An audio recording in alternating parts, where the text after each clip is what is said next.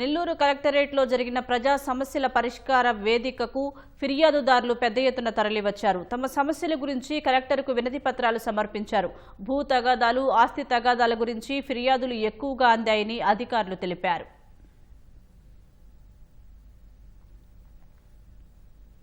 ఇల్లు లేదు, పిల్లకాయలు ముగ్గురు అయితే ముగ్గురు నా కాడ ఉన్న చేతిలో ఉన్న కాడికి తీసుకునిండ్రు. ఆమె నన్ను బయటికి నెట్టేసిండ్రు.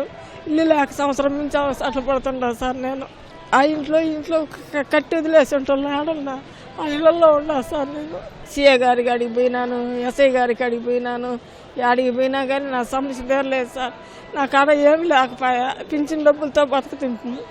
4 ఎకరాలు 20 సెంట్లు ఇచ్చాడు. దాన్ని అర్జీలు ఇచ్చిన అన్నీ చేసినాం.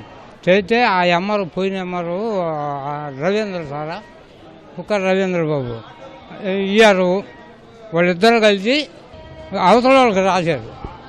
రీసర్వే వాళ్ళు వేరే పేరు మీద పెట్టారు. 4 ఎకరాలు 20 సెంట్లు.